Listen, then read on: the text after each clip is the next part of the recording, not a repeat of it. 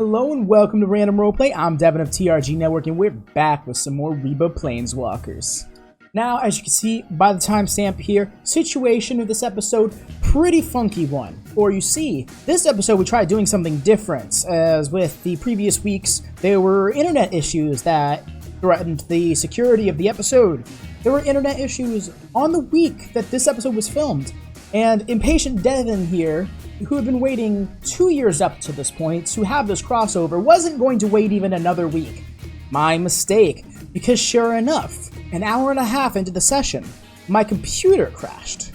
Now, this was a little different than episode 17 because the episode was recorded, not broadcasted live. So there was no automatic VOD save when the stream crashed. The recording was just corrupted up until that point, which means the entirety of the first half of this episode was lost.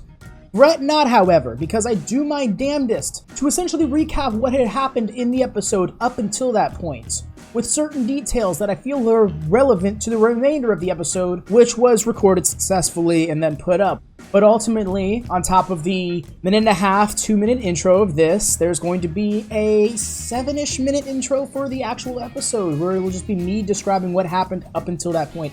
I do apologize that these are the circumstances. It's a little clunky. What I can assure you, though, is that this is the last real technical difficulty of the campaign. From here on out, it's more or less smooth sailing. 10 minutes in, it'll be like you're watching a regular episode, and next week, it'll be back to your regular length sessions, I suppose. The 2-ish hour mark that I try to go for.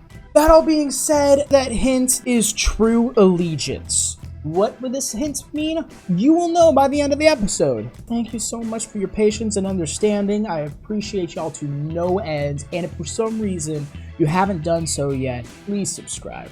Hell, like the video while you're at it, because for what it's worth, it's a very engaging episode once it gets to all the characters interacting, because fuck, are there a lot of characters interacting, both PC and NPC, so I'm really curious to see how people feel about this point of the story, because this is setting up the final stretch, and can't help but be nervous about it. Without further ado, to the show. And so, we return to the city of Doors, Sigil, and the party in the form of Cassius the Tiefling, Arudim the Half-Orc, Naleek the Half-Elf, Crantor the Gallataur, and Deis the Lamian Elf. Last we left off, the party had just dealt with the Doomguard attempting to steal Deis' staff. Following the slaying of the last one, the party questioned the specter that Cassius had arisen out of one of them, and learned that the Doomguard was paid off by Coastal the Damning to, quote-unquote, take out any heroes of Rieba looking for answers. Not long after continuing their way to St. Cinnabon's shop, Naleek spots an Aranyes and a black Abishai looking around in the sky, to which the party begins pursuit of. Being led through Little Arcadia, the party continues to pursue them until Arudim begins to catch up, attempting to shoot one out of the sky with a short bow. Ultimately, they are led to a battle in which an ambush led by a second Aranyes is being thwarted by a gold kobold toddler, a sassy air genasi, and an alpha turtle, Tuscan, Nala, and Dantu, respectively. Quickly realizing that fate had brought these two groups together, Deis blurts out all of her information at Tuscan, causing much distress to him as the mention of gods and Artemis's wishes came out. Now, the party decides to discuss their circumstances in full over some coffee and treats, with Arudim and Tuscan keeping up along the rooftops. Save for the two monk lads, the rest of the group will have barely been down the road from the battle when they spot Cassius' specter hovering over the corpse of the Abishai. Crantor decides to skin it for the scales, with some help from Cassius. With that being taken care of, asserting that they could likely make some infernal-based scale mail, the group is on their way to the shop, trusting Arudim and Tuscan to keep up along the rooftops. Noticing Naleek looking glum, Cassius will bring that to Crantor's attention, which Crantor will subtly tend to while walking a fair distance behind everyone else. After Crantor will have dug into his concerns a bit, Naleek expresses that he feels they're hiding something in reference to Tuscan, Nala, and Dantu. Crantor agrees, but states that they should play it safe and keep their cards close to their chest, rather than just trying to confront it. Naleek states that if Crantor, of all people, is telling them to stay patient, then he will, much to the chagrin of the Gallataur chieftain. Naleek states that he gets a bad feeling about the Air Genasi specifically, to which Nala actually hear from a distance.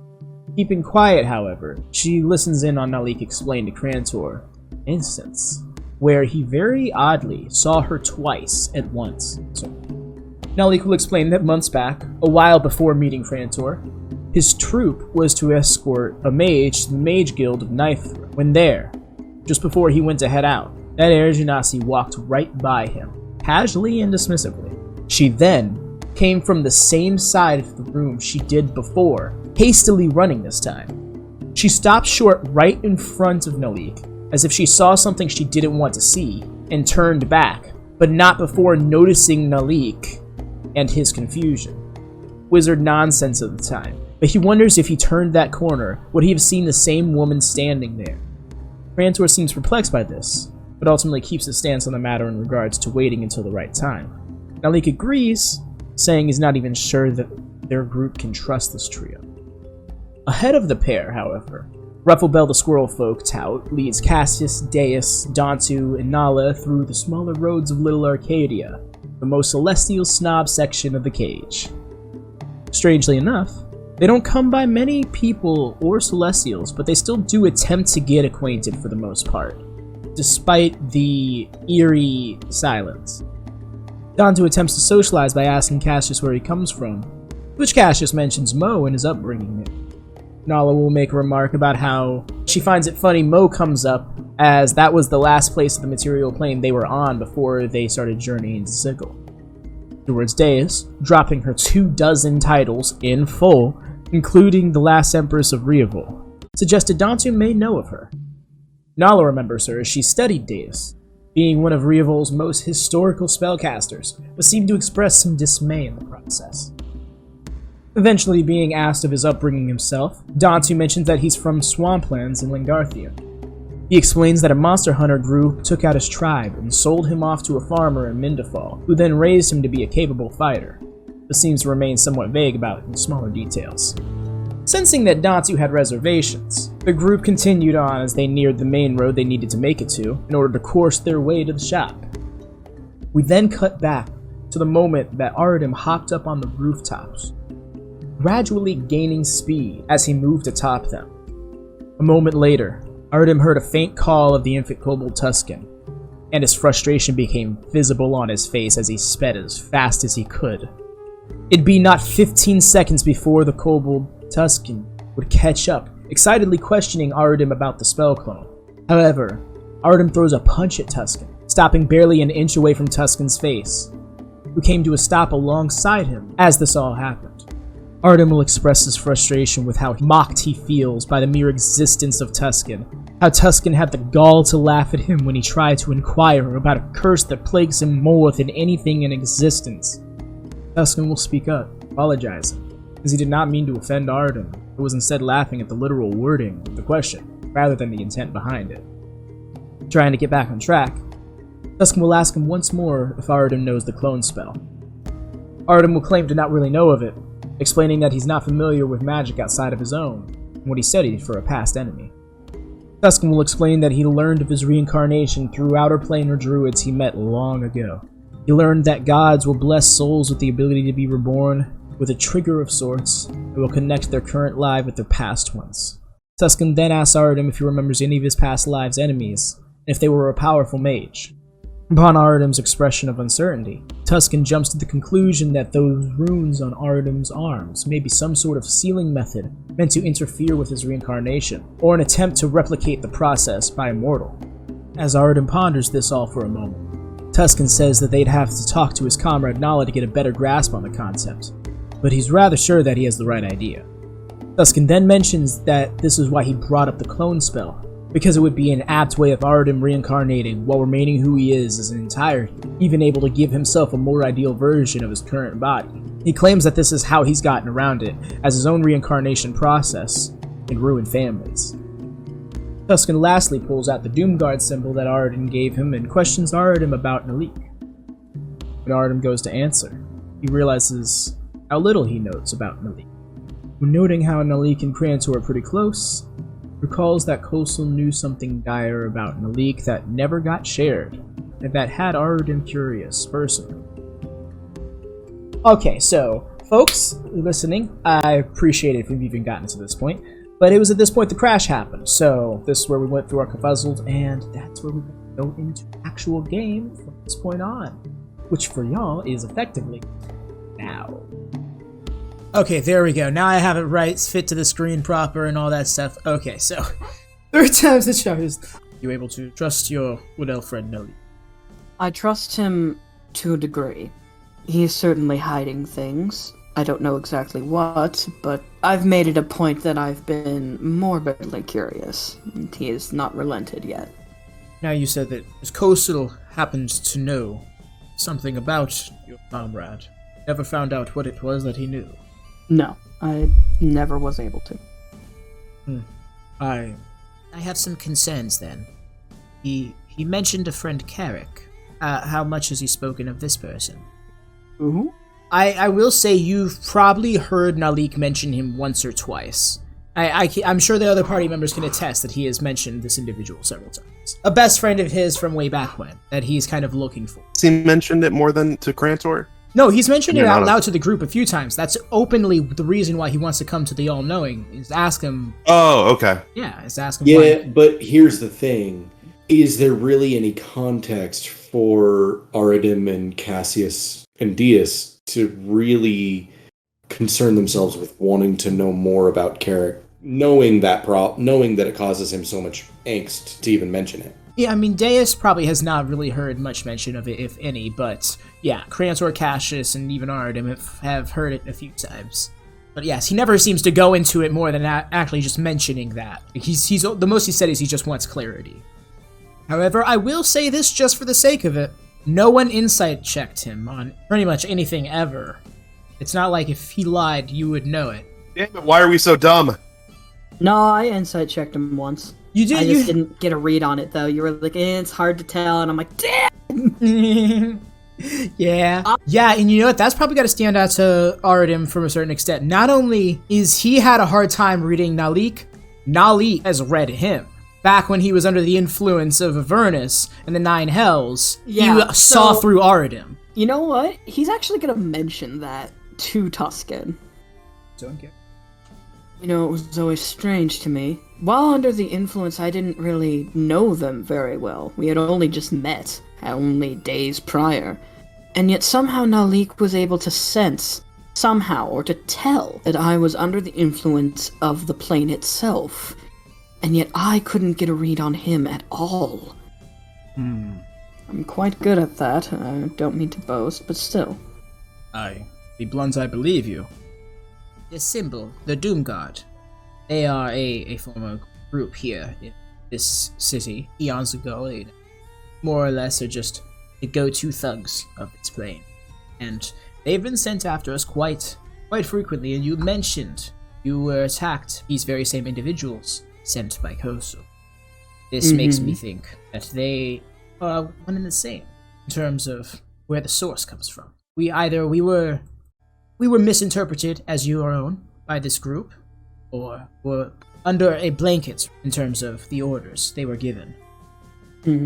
And you'll remember, because you talked specifically to the Spectre, that what the Spectre told you was, take out any heroes of Rieba looking for answers, was the command that the Doom Guard was given by Coastal.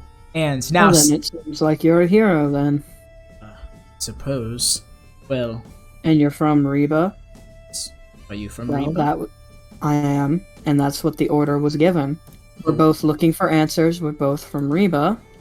And that explains that. I didn't expect poor wording from someone like that, though, to be fair. You're right. My suspicions were initially that your enemy and mine were aligned, but perhaps that's not the case. Based on that alone. I've heard of Coastal the Damning, and they are quite a formidable individual. So I get the impression that would be quite the flub, I suppose. And Tuscan's kind of looking very confused now as you see a lot of cogs are turning in his head. Well, back to my original point about your friend. I think that they are aligned with our enemy, because our enemy's name is Carrick. Carrick? The person Naleek said he was friends with? Perhaps. Was he initially a half-elf? Carrick? I don't know.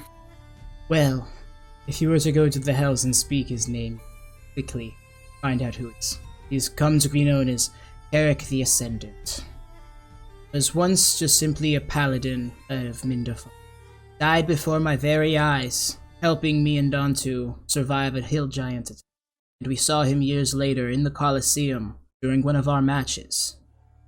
That was perplexing. I later learned his true form was that of a Narzugon. I'm not sure if you're familiar, but it is a greater devil that rides a nightmare. I later came to learn that Carrick is gaining his power from Tiamat. Oh, well, that's not going to fly well with Naleek. Really? I believe Naleek's father was a follower of Bahamut, if I recall. Really?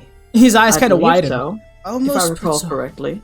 It almost puts a hole in my theory here. What did you think he was, a jealous ex-boyfriend? No, I was thinking he was in allegiance with this Carrick. But I highly doubt he would be, unless he wishes to be a traitorous person. Besides, he was very nervous when we went to go and visit Tiamat's lair in the Nine Hells. But if he was nervous because he was afraid he would be found out. That's a definite possibility. I don't know why someone who claims to be such a... I don't know. He just doesn't seem like the type for deceit, yet that just makes it more perfect. At this point, if he stabs me in the back, I don't really care. Well, that's rather concerning. If he stabs me in the back, he's dead either way. He can get one free hit in, and he better make it count if he does. How many have you been attacked by any fiends similar to the ones we were fighting earlier? Because those were all in the servitude of Carrick. We had been prior, in the Hells. Well, that's in the Hells. Were they targeting you specifically? Yes, because they were hired to by Kosel. It was a big charade he had going. The Abishai, they directly serve Tiamat, and they work with Carrick. Ah, perhaps they were interested in Naleek. Perhaps this Kosel has associated with Carrick after all. Maybe. If so, I I cannot wait to kill them both. Naleek and Kosel? No. Naleek's little friend, quote-unquote. Any worshipper of Tiamat needs to be put down. Tiamat is a being of nothing but death and destruction. Make no mistake. They are not a worshipper. They are an ally. Carrick is going to free Tiamat, because Carrick is on the verge of seizing the first layer of the Nine Hells. You know, that's what Kosel was warning Cassius about. What? They are associated then. Well then. This is prophecy. It seems like that our goals have aligned, little immortal. Indeed, large immortal. Well, medium immortal. Don't call me that. Well, you started it. I do cute nicknames here. Do you? He scares you up, don't you? Don't look like the cute nickname type. I took that for your friend Cassius. Yes, that is his thing. I just have a secret about that. I don't really say it out loud. So It's you a also small- keep the secrets. Perhaps that is just a trend amongst your group. It seems like it is. So far, at the very least, all of them has kept something from me. Crantor failed to mention he was betrothed to someone before. Then we just bump into his wife. Naleek was hiding something, and we're slowly figuring that out now. And Cassius was holding back this entire time. Even in the Hells. He could do so much more. I'm a bit offended. Perhaps that just means they haven't had to use their full power yet. And it's always Oh, good to that's have what I mean. I'm insulted. I was doing that. No. At first glance, I thought it was your Crantor, but perhaps the Dantu of your group is Cassius. Honestly, I would... The Dawn 2, and he uses air quotes here, of our group, we don't really have one, per se. Crantor is his own individual, very different from your Dawn 2, at the very least, it seems. He's kind of smirking. It was just a joke, my friend. I didn't mean to draw legitimate comparisons. Your friends are themselves, just as Dantu is his own. Trust me, there is no one like Dantu. This is why I hate humor. It is difficult, yes. Millennia and millennia have passed. I still can't keep up with trends. The trends of humor, specifically. I'm all on the monk trot. The last thing I did in any sort of whimsy was changing a hunter's mark that looked like a coastal demonic seal between all of my comrades. Oh, that is hilarious. I would Crantor's wife beat all of them with a stick trying to whack it off of them. It was hysterical. Oh, that does sound rather funny, and now I'm thinking about how my group would react to it. And then he just envisions everyone in pieces at Dontu's axe is like, you made me do this. You made me do this! Fine, we'll just start again. What's 120 days? It always just kill you, make a new body! Arudim is gonna hop down back to the street and wait for the others to catch up. Yes, because you guys are actually ahead of them as you're coming up towards the main street, and it won't take but a minute or two before you'll see them coming around the corner, kinda yucking it up a bit, and it'll be like, oh, there they are. Kinda hanging out. Tuscan's pocketed the Doomguard symbol now at this point. You all are so slow, it's boring. Sorry I wasn't born a tabaxi. So do we see them now, finally on the street rather than the rooftops? Oh yes, no, you guys came up on the street as you turned the corner, coming onto the main road, and you guys Artem's doing that cool guy lean against the building as he's waiting for you guys. Yes, and sure enough, some rain starts to drizzle down, and you guys have noticed that the streets are almost eerily empty, with only a few people wandering, and they seem weary. Not weary, like wary, as if they're looking out for something. You notice a distinct lack of Deis, which are normally more noticeable when the streets are emptier like this. We should probably pick up the speed a little bit. We're very close to the shop. Yes, and please avoid any important names. Yes. You guys will pick up the speed, and after a few minutes, you'll start to notice the streets pick up again. People are still a little wary, but they ultimately get back to their business and are moving again. You see a few Deis here and there.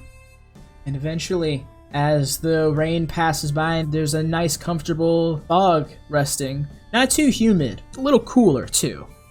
You guys eventually come up on a refined wooden building structured more like a large hut, which stands out significantly from a lot of these more stone and metal buildings that have many spikes sticking out of the tops of them and such, which has become a signature trait for a lot of the buildings in Sigil. Instead, you come up on this more comfortable looking shack. Oh my gosh, all my audio files are open. We're gonna fight! Roll 20! Quick, roll for initiative. Roll 20 got a nat 20. I call bullshit. Okay, I set mine to GM only there, Astro. Yes, you guys are coming up on this wooden building that seems to have a very homey feel despite it being deceivingly large. For brevity's sake, right after you guys reconvened, Tuscan asked Deis where it is that you guys were heading, which I assume you informed in the St. Cinnamon shop. And You absolutely would have. Tuscan will have clarified they're going to be meeting some friends there. And you guys will have been on your way and now arriving.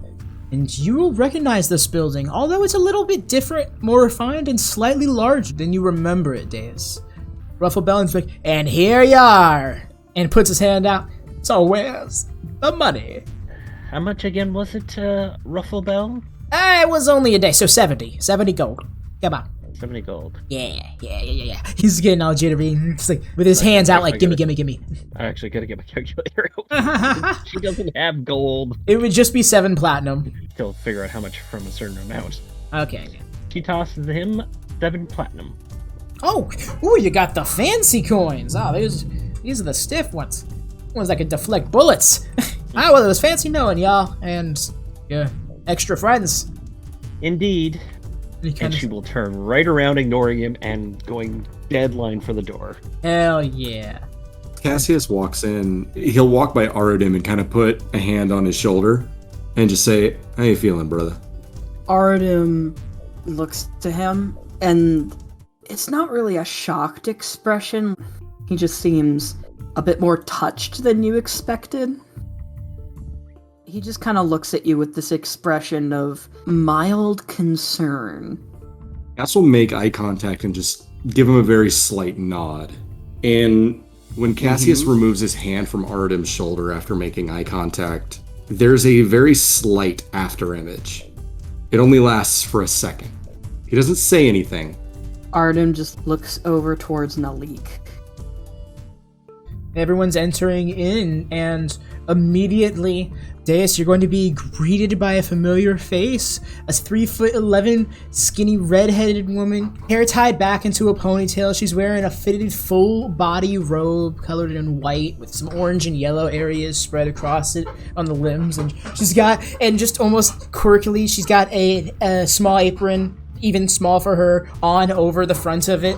She looks a little bit aged, but aside from no longer having shorter hair, like she had like shoulder length hair when you were traveling with her, it's the same old Olivia. Welcome to the same. Oh my gosh! Look who it is. She's My sassy, cheeky cheeks. like, that's cherry cheek to you, Missy. Or am I gonna have to make a purse out of you? She will literally grab her with the tail and bring her into a bullseye. Bring it in here. At this point, you notice a few of the individuals who are working in their halfling kind of looking around. You'll see some people sitting around at some diamond-shaped tables with some similar color themes as her robe. You'll see, of course, of various different races, ranging from halflings to dwarves to grung to gnolls, which is strange. Why would you see a gnoll in a cinnamon shop? Who the fuck knows? It's Sigil. Darling, it's been too long. We're going to need a full king's platter.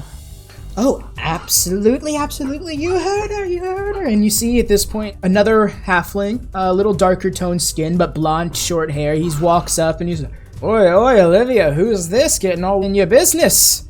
Oh, Osvius. Deis, this is my husband, Osvius. We've been married for almost like 30 years now. We've had quite a few children together as well. I got 7 of them running around. Then you were only a 3 when I left. Oh, I know. gosh, the time. Oh, it's so good to see you. She will literally take the cheeks and just do that, grabbing the cheeks and just. I can't think of the. Oh, her cheeks immediately turn red, almost like on instinct, rather than because you pinched them. Yeah, she's not doing it hard, but just more like she grabs the cheeks. Yeah, absolutely. Oh, yes, and I need some coffee, darling. I've had such a day. As well as I need to introduce some people to actual coffee, not the ground-up mud they have on the material plane.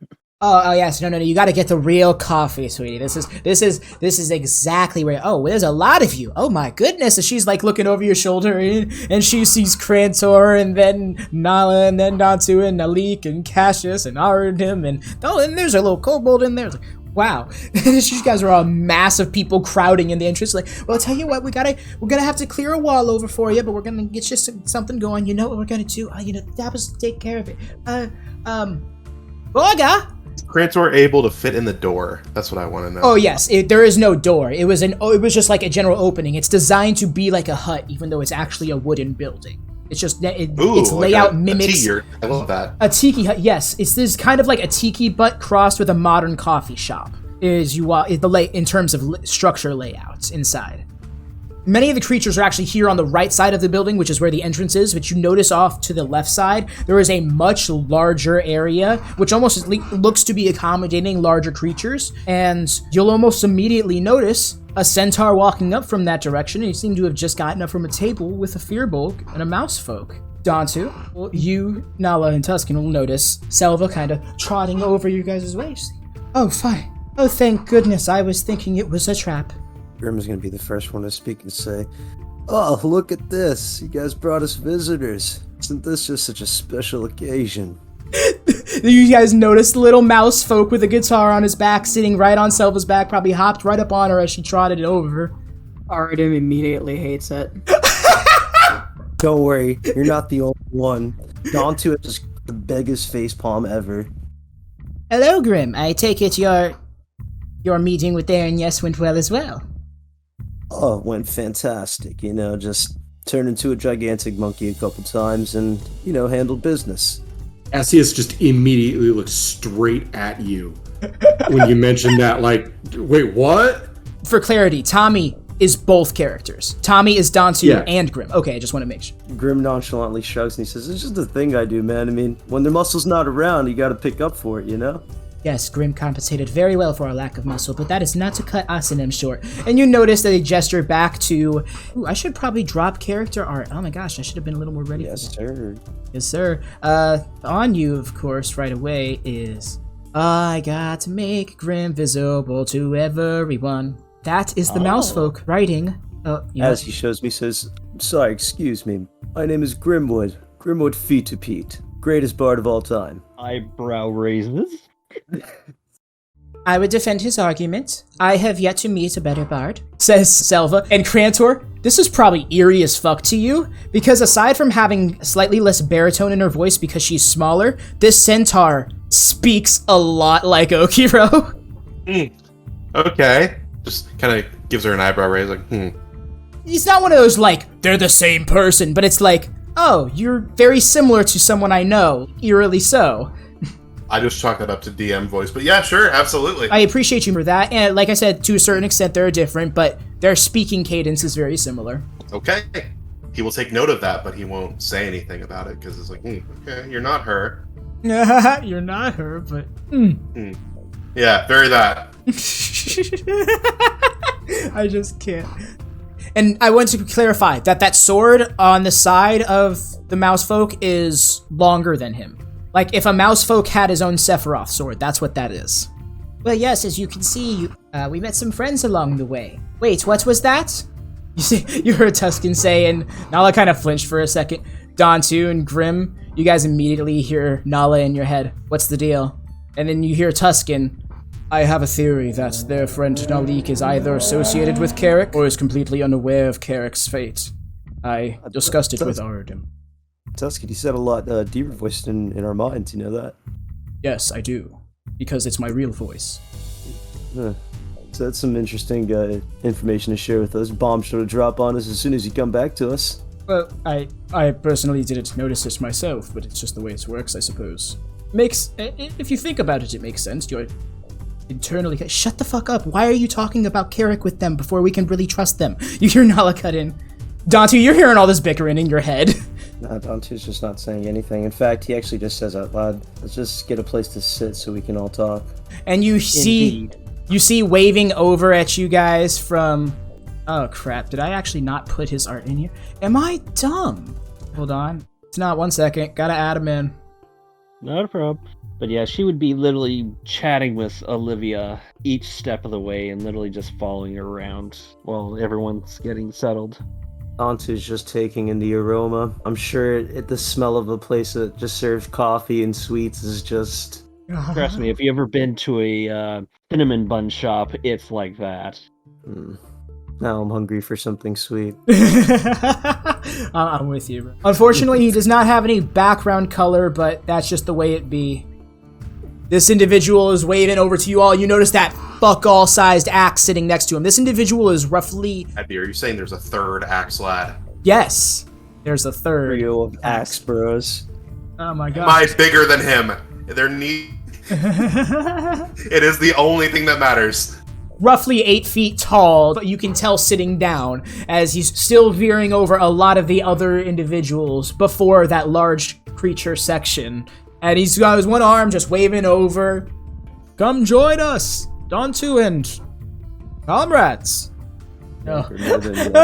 And then Deis. Actually, Deis, would you have heard this, or are you too caught up in conversation at the moment? No, she'd be keeping an eye out, because she's keeping a track of how many people, so she can place the order of what goodies to put on the thing, so she'd definitely be keeping an eye out on things. In which case, you would have seen him waving down, and you'll immediately remember one of your visions.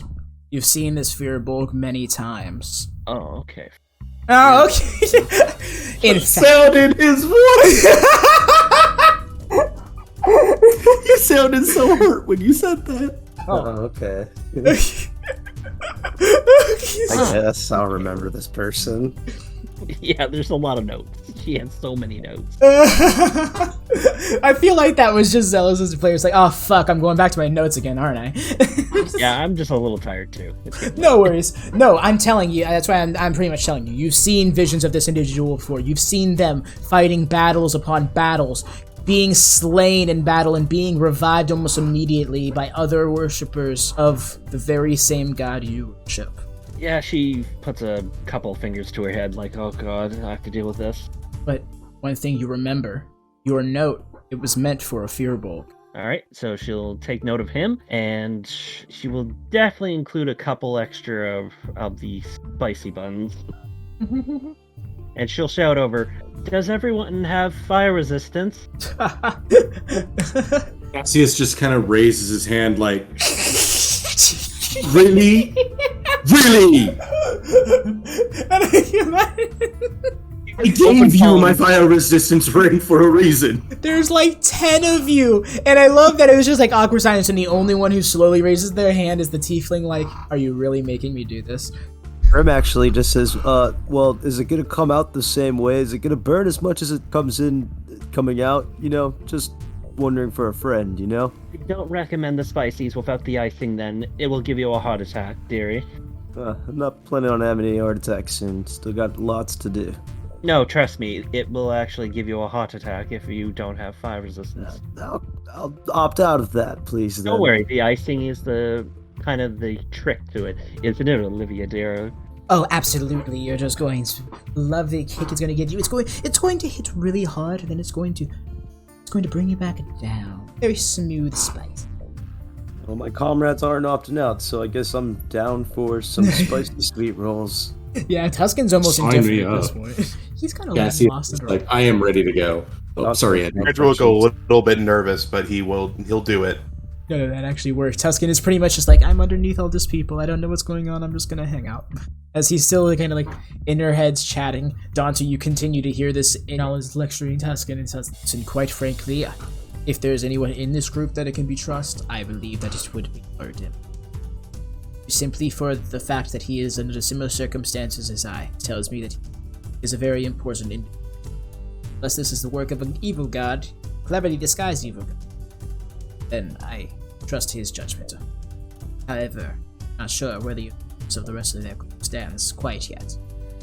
When everybody's taking orders for like who's gonna get it, Cassius will walk over to Crantor. Oi, so is the champion of Heracles gonna be getting in on this fiery Deis, what are they called? Spicy buns? Yes, spicy buns. Are you gonna be getting in on his spicy bun? Are you gonna let me be the only warrior to do this? Crantor crosses his arms, flexes, narrows his eyes, and grabs 2 buns. Dantu, Selva looks up to you and he's like, oh, Dantu, it seems that this is a challenge for warriors. Should you partake? I mean, I'm never one to back down. Yeah, Deis has already got 2 in her mouth. Dantu's grabbed 2 as well. staring right at Crantor and flexed 1 real quick, just his shoulders. His chest puffs out more. Dantu's just eating his fucking sweet rolls so aggressively, but staring at him while he's eating them. And so is Crantor. Just May I describe the cinnamon bun? please do. Go ahead. Absolutely. As soon as your tongue hits it, it's as if you are tasting liquid fire. Reminds But me of then- Grandma's house. The icing hits, and it's like cold glacier water, soothing your tongue, and all of it is sweet and spicy. I want to say the moment from Cloud of the Chance of Meatballs, a single tear rolls down Dantu's eyes, but he just takes a quick sniff and it comes back in. Oh, no, it's not that simple. Everybody No, who that did does it, not seem- Constitution saving throws. Those who have fire resistance with advantage. Does that count with my armor? I was going to say Shit. yes on that. Yeah, I will say yes too. Yeah. Okay, wasn't sure since I'm ingesting it, and I don't know if the armor protects on that, but you know. Sorry, Advy, I rolled that to GM. Do you want me to re-roll that? What sucks is I can't see it on my GM. I see the dice roll. I see a 16 and a 17. What's your modifier? A plus 10. So it's a 27. Okay, then yeah. He gets those tears rolling down his cheeks, but he's like, I've got to get this recipe for Rosie. I've got to do it. I've got to do it. This is amazing. Dantu, can you give me that Constitution saving throw as well? Oh, there it is. Yes, Grimfold. Well, Oh, sorry. no worries. It was That Dantu was- doing. There's a lot of characters to shift through for you. I get it. It'll happen sometime. But yes, Oh, the flex is happening. yes, everyone just that. Though all those rolls make complete sense too, where they're at. Yeah, so you all pass. And that was a fair DC, too. You ain't gonna catch no low-level character passing that. Use this against a high-level boss at level 5. See what happens. As you guys consume this, you feel the burn. But you take it all like the champions you respectively are. Quite literal champions you respectively are. And Deis 18, you did not pass. Oh shit. Oh shit, she has been a while since she had one. Seeing as this place is mostly flavored by you, I would like you to flavor to me how you failed this check. By how much did she miss it? It was a DC 20. Okay, yeah, her eyes are watering. The tail looks like it's flicking because she doesn't have sweat glands in the bottom half. Oh God. Well, let's put it this way. She's sweating like Advy was when we tried the ghost pepper. The Death Nut Challenge! I imagine Deis just starts getting... Okay, now I guess I have to flavor this. Deis just starts to stiff up and focus intently. You see the slight vibration on her as the perspiration starts rolling down her face, whereas the tail is just flickering and starts coughing up like shit. Yeah. She Chris coughing up like shit. Yeah, I'm glad I didn't take part in that. I'm sorry, I'm just gonna not want to have to deal with that type of burn. I'm just not that type of man. I'm willing to admit that. That's what I'm saying, of course. Now that the difference in their speaking patterns is clarified, I feel like it'll be more clear. But yes, the Death Bun Challenge. Yes. Yeah.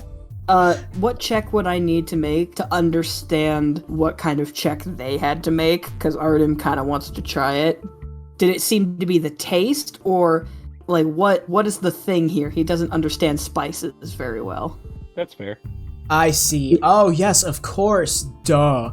So you can tell that it's definitely it's a food they are eating that they have to endure somehow. They're internally enduring this food as they attempt to digest it. You can tell by the reaction of Deis that it is very hot. You've heard of peppers, like chili peppers, things like that can really make a creature sweat due to what is known as spiciness. So it is possible that they're eating some sort of spicy food, and they're testing their level of endurance against it.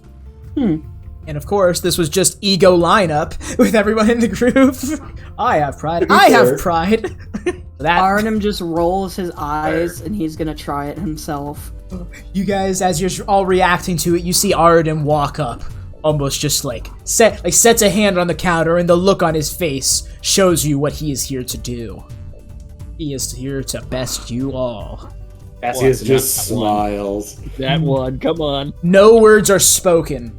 Olivia yanks some buns out of somebody in the kitchen's hands and just plops it right in front of Arudim.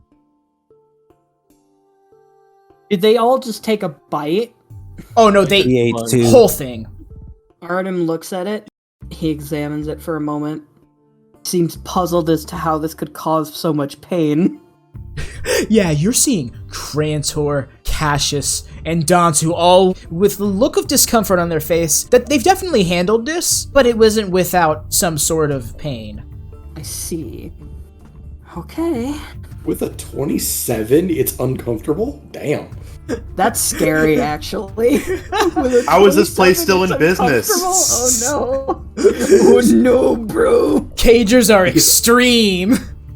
Bro, you're talking about ungodly Constitution saving throw. You're talking about a city What full of rating people. does it have for food safety? Look, all I'm saying is that this is a city full of people who live here because they want to live in the center of existence. Don't worry, she'll explain everything. Alright. What are the property taxes? Arudim's gonna do the whole thing. Oh, yeah, just and roll me a Constitution saving throw, my friend. That's not a good save for me, but hey. I wish I did my tokens the past lives for con saves. That would have been great. That's a nat fucking 20. That's a nat fucking 20! You are That is a total of, I believe, 24? 24! But for the crit's sake, you pick it up, you examine it, you look at it up and down and all around. You look over at everybody, making eye contact with them one at a time. Stopping with Deis, then back to Dantu. You jam the whole thing in your mouth, tusks and all, just chomping through it. Your facial expression doesn't change. This reference only Tommy will get. Tommy, I want you to imagine Ortiz of Proud and Powerful eating the one chip. Mans is just eating it straight face like he doesn't give a fuck. What is this? What is this? Now, Dantu's eyes go wider just based off the fact that he just ate 2 of them and he's still kind of dying off the fact of eating them. So he's a little blown away by this man eating them like it's nothing. And just to clarify the spice, Kobold, you can't taste this at all, but you feel this as it goes down your esophagus and drops into your belly. But you, through the pure auric angst, refuse to let it seep through to your facial expression. It may also help that I'm partially dead. I imagine a flash forward 10 minutes later and it's just Tuscan and Arudim in the bathroom, and Arudim's, oh my god, what is that? What is that? Like, You know what would be even funnier? He just makes eye contact with Tuscan and he just says, I pray for the next outhouse I visit. God. 1 second. Just direct eye contact, no shit given. Tuscan with a 10 Literally. The shit given in this context. with a mod is snickering. Alright, now, have they brought the coffees out yet? Oh, the coffees have already been sitting there. You guys were just too caught up. Quickly, Ardem's gonna look to all of them and be like, why do you all look like you're in pain? Well, It was kind I of bland, honestly. I'm not in pain. Everything's fine. Looks to nothing. Crantor. It was delicious. smiles. Are you It was sure about delicious. I Are you enjoyed sure? the taste of it. Yes, I'm sure. that? Insight. Everyone go. roll a deception check. Doctor. Yeah, Crantor, You know what? lie to me. You don't even Lie have to to you, roll my this. face, you bitch. Do it. It's very visible that Dantu is lying. It does hurt. Okay, yeah, we'll just go with passive deception check for Okay, him, which is okay. like 10. Will you let me do an intimidation of lying? No. Just like No. glaring at him. It's Bitch, I fine. ain't scared God of damn you. it. No, that's Bitch, not I how ain't that scared works. of you. That's funny. I was wondering. That's great. With how soft I saw you being with your fiance, bitch, I ain't scared of you. Listen, not in front of the new people. This is like, Nani? I ain't scared of you, boy. Tommy, this is like when Steve was like, but can I do it with my strength? my brother To would try. My brother would try that. Oh, you try? Oh. Oh. You know what's great about being a rogue? Passive. Anything I'm proficient in, nat ones don't exist for me. Yeah, it's at least a 9 on the die. Or a 10 on the die. That's a 17 plus 8. God damn it. 25. Yep. Yeah, no, he's very clearly lying. Very clearly lying. Why? Technically, Cassius Why can't I lie? Cassius did not speak up, so Cassius does not have to make a deception check. He's not even trying to hide it. Yeah. He just looks at Arudim and says, not all of us ate a fireball. Okay? I didn't eat a fireball. I was toppled Yeah. by a fireball. Nala speaks out. Oh my god, that's really true. Badass. And it wasn't really a fireball. It was more like a meteor almost. Yeah, no, I know what Avernus is like. I haven't been there, but I know what it's like. Your friend Cassius over there explained it. I it's admittedly great. I love it. had a hard time believing it. It was like, oh, Yank took a fireball to the face. I was like, oh, what level? Thinking it's a spell. You know, your friend, the kobold, did the same thing.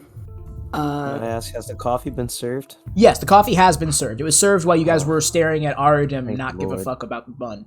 The cinnamon Crantor will bun. just snag it and just like down it because he's never No. had coffee before and has no idea what's up with it. Oh, Take small sips and enjoy it. Like, kind of take a sip and let it sit in his mouth for a second. Can I help Crantor not just chug it? Can I just be like, whoa, wait. no! What? It's a beverage. It's fine. That's not how you. Okay. I don't Yeah. think that's how you consume coffee, big guy. Hey, you know what, Grim? No, it's like, to be fair, he's a big fella. Probably needs a lot of coffee to get worked up. Cassius's eyes go wide. Crantor woke up on coffee. Arudim, we might need to get him outside. Crantor would like to go into a rage. I would like to enter a rage, please. But you're not a barber. I would like to enter a rage, please. I was gonna say, Dantu, after taking a couple sips, solemnly looks up and says, "Thank you, Deis, for taking us for this treat." Oh, not a problem, dearies. I would ask, though, and she looks at Tuscan with a kind of a big sister look. Mm. Perhaps Actually, about to someone... sit. We should get down to brass tacks. Yes, I want to know why the stones are so important. Oh. Oh, wow, we're getting big. I've been seeing visions of you and your friends for weeks. I've had to cross several continents to try to track you, and without much success. I hope this is a nice peace offering. Definitely. More than enough for me, honestly. I didn't expect to meet somebody that's been having nightmares about me and treat me to some coffee, honestly. It sounds like a pretty nice gig. For me, but, I mean, I'm sorry that you've been having nightmares or dreams about us. Thankfully, here in Sigil, I at least have a break for a little while. But yes, the stones, because I also encountered one on Lunia. Oh, that is the first layer of Celestia. Yes, I was hoping to have a friend acquire it, but unfortunately we got kicked out. They got eaten by a bag. Things happened. Ah, yes. Sound like a wild time. Not one I would expect in the heavens. And there's also a chance that their backwards hands friend might have it already if he's been tracking them as closely as we think. And he kind of looks over to Arudim for a second, and then back to Deis, and he's like, yes, friend Arudim had mentioned this, also. Speaking of Before him, we continue, perhaps we should move over to our comrade's table back. yes, You're most at the front definitely that. counter. Yeah. All right. Oh no, I thought they were all over there already. Okay, my bad. No, I was still imagining everyone was served the coffee at the counter where they were eating the buns. But yes, you all relocate over. You guys go, sorry. You make your way towards the back section, which is much more roomier, wider space between the tables. Yes, you all make it back to the table, and sure enough, Deis, you notice the Firbolg looking you up and down, recognizing you, but doesn't say anything. As everyone's kind of crowding back around, Selva goes to sit by him on the outskirts of the table. Tuska will kind of just squeeze up next to him on the other side, inside the booth, you know. But yeah, everyone kind of finds their own spot. So yes, the stones. First off, our enemy is also after them. They have stolen several from me. From us, really. This one's tortured by them, and I was bargained for. Stones. We are in possession of many of them. Good collection. And I was like, luckily, I wasn't there when this happened, so I still have mine, and I got the other one from my big old long self journey. So who is the name of this enemy you speak of? And Tantu looks over at Naleek and says his name's Carrick. And Nala peers over, Tuscan peers over at you. Selva almost remains expressionless, but then kind of looks more so confused as to why you're looking directly at Naleek, and she'll look over to Naleek. And Naleek, his face contorts in confusion. Insight. Right. Yes, roll an insight check on him, buddy, if you would like. Insight. That's a unnatural 20. I am too sleepy. Naleek is confused, and he's in disbelief. Carrick, you're A paladin that you knew once, right? yeah, he was my best friend growing up. And he's looking around the table at the eyes like congregating to him. And he's Naleek. Arudim puts an arm around him. yes. Crantor's I hand is want already you there. to answer me truthfully. Please. His facial expression calms a little, and looking you in the eyes, he nods. You've been keeping something from us. I know you have. Not exactly. I mean, I haven't really explained Your a lot of friend my... is currently a worshipper of Tiamat. Sorry, an ally, and he plans to free her. No. Wait, hold on a second. Wasn't that the one dragon lady what's imprisoned on Avernus? Yes, Koso the Damning and this individual from Naleek's past are in cahoots. They're Naleek, trying to didn't- overthrow Zariel and take over This can't, all of Avernus. there's gotta be some mistake. Naleek. You can't Didn't be you- serious. Your This is- friend this died. is a joke, right? He died right before our very eyes. Me and Dantu had barely known each other 2 days. Garrick died in front of us with conviction. He blessed me with a sanctuary spell as we fought the hill giants, and he was splattered flat by one of their clubs in front of me. I watched him die. And by that same token, I saw him in the Colosseum that me and Dantu were participating in years later, and admittedly, we were somewhat dismissive of it because of the circumstances surrounding my revival and my reincarnation circumstances. We were thinking that it had something to do with that, and we were tied up with our own business at the time, aside from the Colosseum. But he's seemingly in cahoots with Tiamat. He told me before he died, when I asked him why he was doing what he was doing, because we knew he was sacrificing himself. I'm sorry, I'm getting ahead of myself. And you see Naleek, he's kind of sinking into the sea as he's staring down Tuscan with daggers. You see he's ready to lunge, but he's tucking himself because he's trying to keep control. Me, Dantu, and Carrick all met on the same cart ride. Me and Dantu, for different reasons, were heading to Lengarthian from Mindafal. We were attacked by a batch of hill giants. They threw a giant boulder at our cart. It killed a friend of mine at the time, Borg. It was just his friend. He was a friendly little gnome squire. He was the kindest person. Annoyed the hell out of Dantu, it seemed, but he was very nice. Carrick also suffered near fatal wounds, and when we ran out to fight the hill giants, he ran out after us, and I told him to stay back. He said he was meant to die, as God told him to. And he blessed me with sanctuary, and that's when he was flattened right in front of me. I wore his blood that battle, unscathed by the hill giants, thinking I was fighting with his blessing. And Naleek sits quiet, just staring at him, and he looks over at Arum and he's like, "And you believe this?" It lines up.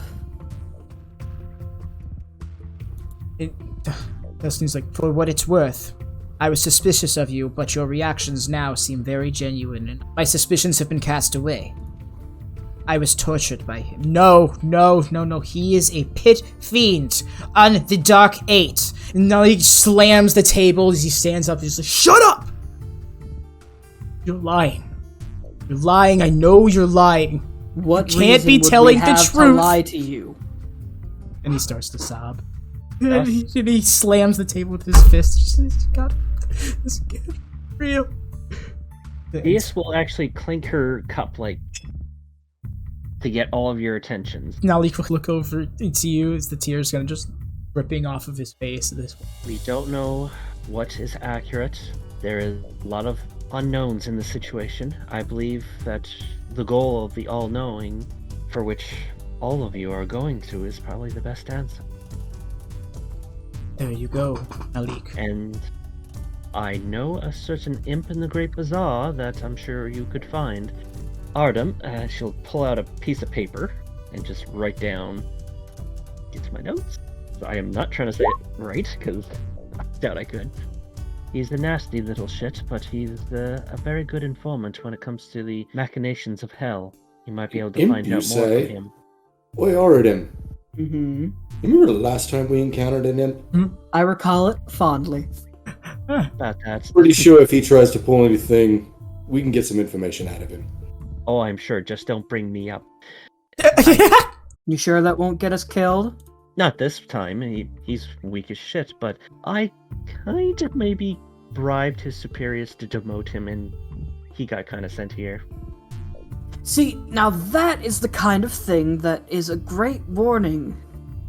Yeah, he was a bit of a shit, so I just kind of bribed someone. So you never know who you're gonna meet here. At this point, Naleek's kind of sunk back into his seat.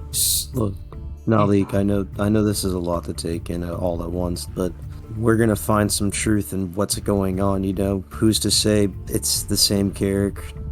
I mean, it's very unlikely that it wouldn't be, but I mean... What race was he when you met him? I believe he was a half-elf. His bushy hair that kind of fell over the top of his head. And again, wide-eyed, just head falls limp almost. Did you ever see his teeth before? No, we didn't know he had a teeth. Wait. Yeah, that just made his eyebrows raise. Wait. Dantu, do you remember the very first temple, the one we met Selva in, when I chased a tiefling out the back door and they disappeared? They had an imp with them. I do remember that, actually. You actually do remember that, Tansu? You know, I shouldn't test you. No, I do remember you running off after a tiefling. I do quite remember that. Thank you for questioning my intelligence. I love it. And you see Naleek pushing his hands up into his hair. He's like, was he a bronze-skinned tiefling? Oh shit. Oh shit, Advy. Yeah. Are you going for the lore I think you're going for? I don't know what you're talking about. With a tail tip loosely like a scimitar shape would be. And he's briefly paused. Yes, I believe.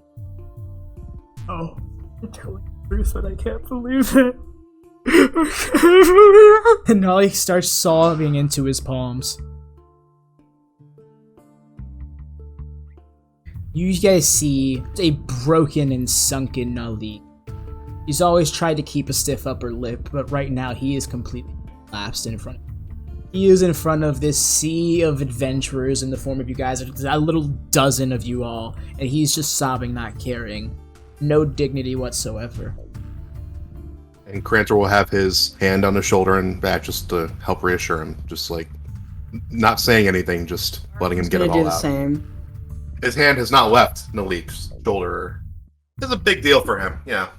And at this point, almost completely out of place, not really understanding the tension of the situation, Selva's going to be slightly gestured to the side so Asanim, the Fearbowl, can stand up and he will be... Azure Empress, may we have a moment? Of course. But do you mind if I speak with my companions a moment? Of course. I will be waiting for you outside. I would like to discuss with you in private. Of course. I will be only but a moment. As all of you are going to be heading to the All-Knowing, I believe I will be not joining you from this point.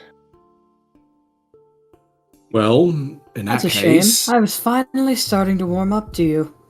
Yes, I noticed. But before I head out, I do want to share a bit of Big Sis wisdom with you, if you don't mind, everyone.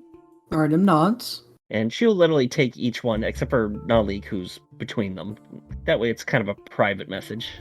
But she'll actually with Cassius. Like, she'll just pull him to the other side. Well, Cassius, it has been a pleasure meeting you. I will definitely, when I find the time, visit Rosie. Telling you, the spiced potatoes, they're amazing. Ain't nothing like it. We'll see, but please remember. And she will literally raise her body up with her tail, kiss one of your horns. Please remember that even if your bloodline is of the highest level, it doesn't make who you are. It's only a part of you. He gets this 1,000-yard stare, and his face goes really soft. Yeah. That's what my sister always said. Well, I hope you'll see me as a bigger sister. As hopefully we'll meet again. And she'll plop a bag of money in your hand. For the road. Here's your allowance. What am I going to... I've already... What? Yeah, we didn't discuss this. I'm kidding. He's already moving on to Crantor. I did it to myself. What can I say? Yeah, there's 1,000 platinum. I love it. The level 19 party here doesn't have this much money, but y'all do. Crantor will acknowledge this, but he won't get up. No, He'll she just gets be that, literally- and she'll actually wrap him into a bit of a hug on the odd angle. I've known many rulers, and I know you will be wonderful. You have big, strong hands to carry the burdens of those who are weaker than you. Just remember, you have close friends, allies, who will help share that burden, as well as a wonderful woman you should definitely listen to when you see her. Thank you. And if there's anything my humble tribe or myself can do for you, just you have only to ask. And don't worry, I listen to her at every chance I get. I never go against her. You're wiser than you look, my good sir. And Please slightly she'll plop offended by a that. bag of money. Thank you. She will slide to the side to Naleek, and she will actually get close to his ear, because she can tell he's pretty shaken. Naleek, I know you are very shaken right now, for truths are hard to hear. But know this. The heart is heavy to burden, but it can also be lightened. The strangest thing about the multiverse is love. The more it is given, the stronger and more it grows. And even if someone cares for someone else, that means it lessens. Please remember that. And she will actually take out of her bag a certain ring that she had bought from that shop. You tend to get shot at, dearie. Take this. And she'll pass Crantor his bag of money. So for clarity, you're giving Naleek the Ring of Evasion? She is. Okay. She's been shot at 3 times in the last sessions she's had with him. I'm gonna go pop it on his sheet right now so I don't forget it. Yeah. Oh, his character sheet isn't gonna... That's nice. Whatever. I don't need it. I can do it later. Alright. He's thinking... Pull Arudim into a big hug. You are probably one of the few people I tend to understand, and I can't imagine the journey you will have ahead of you. But please remember, sometimes the blade is not the best. Try barter, blackmail, bribery first. And if that doesn't work, and you have to use the blade, and she will go very close to his ear so that no one else hears this. When you face someone, crush them. Crush them so that they cry at the sound of your name. And she'll pull away and try to stay out of trouble. Plops a bag of money. What's it with the rest? Alright. He smiles. I thought I could get a smile out of you. Well, you earned it. I'm glad. I hope I will see your tribe at some point, and perhaps I can bring a bit of culture along the way. Oh, if you must. I'll be sure to contact a few maybe construction artists. I know a few good guilds that would take it quite a challenge to build something that could endure a tribe of orcs and half-orcs. That would be very kind of you. My biggest worry is that they'll bring more booze. They can handle it. Well, that's true if they're anything like half of you, but I wish all of you good luck and speed, and be careful. Do not travel the city without a guide. If that bastard cat has been this active here, who knows what contacts he has. And she will actually bow before them. Cassius will stand. As the youngest, I gotta say it was a pleasure. But I was raised better than that. Cassius will walk up, take her hand, and he will bow to one knee. My Lady Empress. Oh, stop. I haven't had that done in ages. Arudim rolls his eyes and chuckles. Yeah, her cheeks are a little pink from that. And she will go out to meet with the Furbolg. And you all see Deis turn, slither away as she heads out front door. Just as you're heading out, you guys are gonna all hear Selvicing. I believe that was also our last time seeing Asanim for the time being. I was like, what?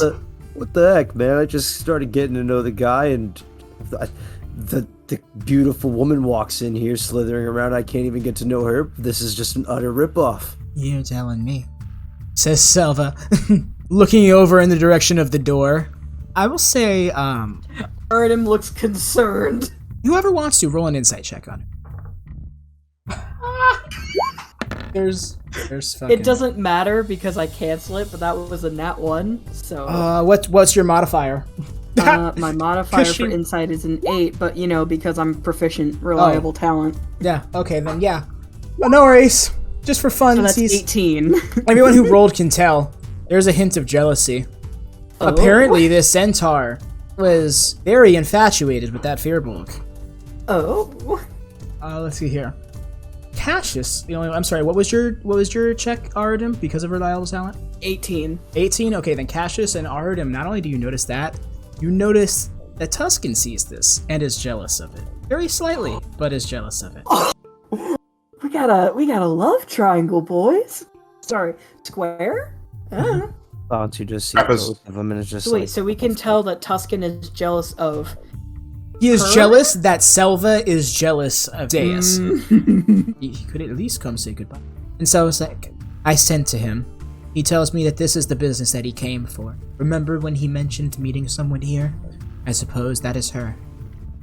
Yeah, outside you'll hear a son of a bitch yell out. Yep, because we'll cut right over there, which will be Deis' final moment.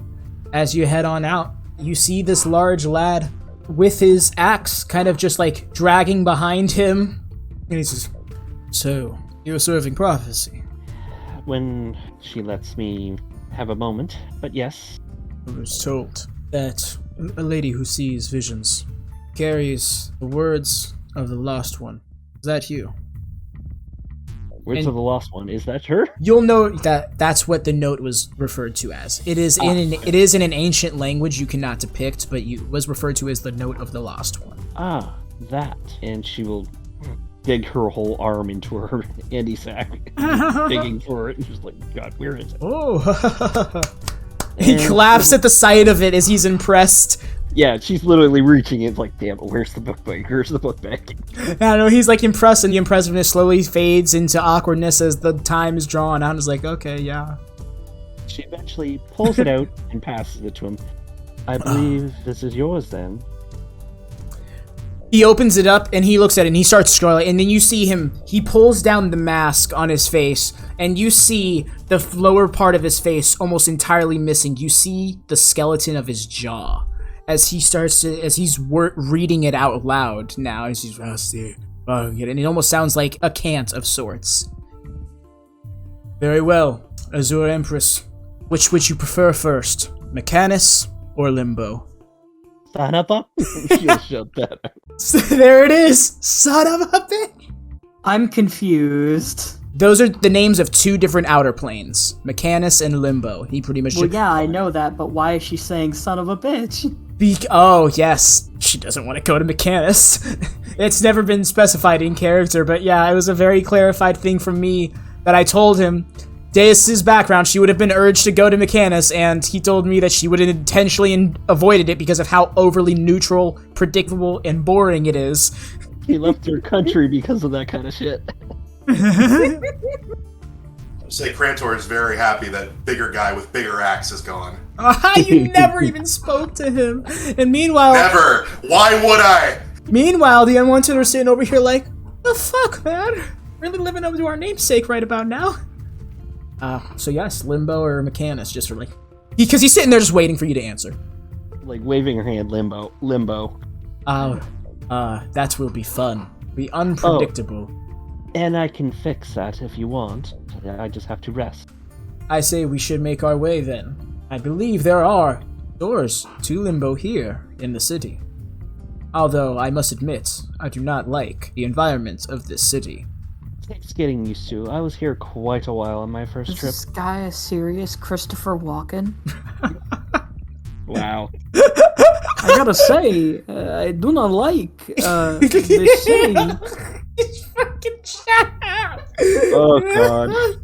The axes is too much. True, three's a crowd. It is, especially when his is so freaking big. Like, come on, dude, that's just too much. Like, you don't need all that. Exactly. This is the end of the session, and Zelos, thank you so much for participating in this campaign. It's truly has been a blast. Big claps. It has been an absolute blast. 100%. Love you, Zealous. I half expected her to kiss Arudim on the way out. She was I was expecting it too, honestly. I was tempted to do that exact thing, but I thought, no, that'd be pushing it. Yeah. That's my personal ship. I'm not going to enforce it on anyone. I would have had to have rolled to see if he would have fainted. That's funny. I was tempted to do that, but I thought, no, he doesn't we know better how wrap to up. handle affection. All right, I gotta go, guys, because it's like almost 1. Understand. Oh yeah, 100%. But as for you guys, I want you have a good one, Zealous. Again, thank you so much. Good night, guys. Night.